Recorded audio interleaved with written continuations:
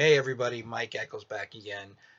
And so far so good. Got a lot of people who handed in their assignment on the mass media law, which is very cool. And I just want to go ahead and go over that before we get into what your next assignment will be for this week on mass media ethics. Now, first off, the FCC versus Pacifica Foundation case, which included, of course, the very famous, one of the most famous comedy bits of all time, which is George Carlin's Seven Dirty Words. I mean, this guy he was a rock star. I mean, he was a superstar, one of the great stand-up comics of all time. Um, what happened is that, in the FCC guidelines for obscenity and profanity, it does say, it falls under those guidelines if it lacks especially artistic or scientific value. Well, in this case, the talk show on WBAI in New York City, which is the station owned by Pacifica, they felt that it was a talk show about words and their meanings. And of course, Carlin was always known. I mean, one of the funniest things I ever heard him say was he used to screw with people in the airport when you're getting to the gate, and the woman would say, okay sir, would you like now to get on the plane? He'd say, screw you lady, you get on the plane. I'm going to get in the plane, but you can get on the plane. So these are the kind of things he would use with their words and meanings. And so of course his seven dirty words, especially that routine with the with f and shit, is it's just classic. But because one person complained, it went all the way to the Supreme Court, and of course, the FCC won. What I think is very interesting in history is the Supreme Court ruled in favor of Pacifica in 1978, saying it lacked any artistic or scientific value. Yet, a year later, before my 14th birthday, I'll never forget, they promoted the hell out of it, especially because I was in that age frame.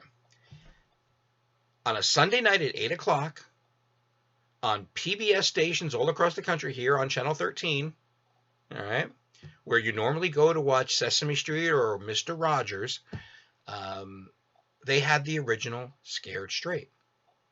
Now, I don't have it here linked today, but go ahead on the YouTube and see what was on PBS at 8 o'clock at night in 1979. Listen to the language.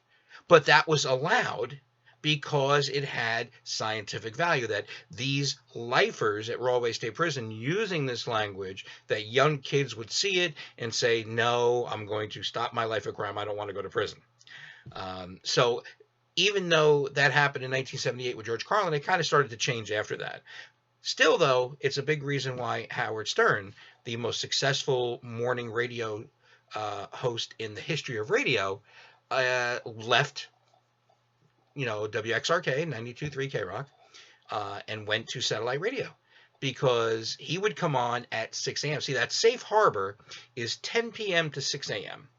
During that time period, you can get away, with a lot. And of course, nowadays you will see that you'll turn on Comedy Central at like 12:30, 1 o'clock in the morning, and they're not censoring anything stand-up comics are saying. Or you could probably watch. I know during that time period they'll show the South Park movie, you know. But otherwise, you pretty much have to stay to that. And of course, Howard Stern would come on the air every morning at 6 a.m., where there's a chance for children. And of course, he would talk about all the things he would talk about and rack up all these FCC fines. And that's why he went to radio, satellite, because satellite and typically subscription radio and television does not fall under FCC guidelines, because you have to pay. So it's not reasonable that children will be, watching or listening to subscription or satellite unless you are actually putting it out in front of them. Whereas, of course, over-the-air television, even cable or over-the-air radio, there's a much easier chance for children. But I have to tell you a quick story before I go on to the other answer. Before I met my wife, I used to teach early morning classes, so sometimes on Saturday morning, I'd wake up a little early. So one Saturday morning, I wake up, it's 5:56 a.m. on my cable box. And I'm just like, I got about 6.5, 7 hours sleep. I guess I'll be okay. So I turn on the TV and I'm flicking through the channels, and I come to FX. Now, FX is showing a marathon overnight of one of their most popular shows at the time, which was a show about two Southern California plastic surgeons called Nip Tuck. Now, if anybody's ever seen this show before, okay, they put softcore porn to shame. I mean, they would literally just do all kinds of things and show almost everything, especially because for those who pay attention to FX, the network, many of their most popular programs always start after 10 o'clock. So, of course, the most famous was Sons of Anarchy, Rescue Me, Mayans now always starts after 10 o'clock, The Shield, okay, and of course, Nip Tuck. So now I'm watching it, it's 5:58, and one of the doctors is rolling around in bed with a beautiful young female, and I mean, she is buck naked. I mean, you can't see frontal, but she's rolling around with him, and they're just both, you can practically almost see everything of him, and they're rolling around, and I'm like, oh my God, it's 5:59, they're not going to make it. And then the closing credits are coming, and I'm like, they're not going to make it. If this goes to 6 a.m. and they're still on, the FCC is going to go all over them. All of a sudden, I looked at my cable box, it went to 6 a.m., boom, the screen went dark for a second, and then there's Jack LaLanne selling his juice machine. It was an infomercial. So Nip Tuck had made it, FX had made it, 6 a.m., boom, they got it off there. So I always think that's a great story because it shows that safe harbor, and you just don't cross into that 6 a.m. or the FCC is coming after you. Now, the other question about the Cherry Sisters. The Cherry Sisters, and the reason why this is still precedent today, is it set the precedent for what we call fair comment and criticism.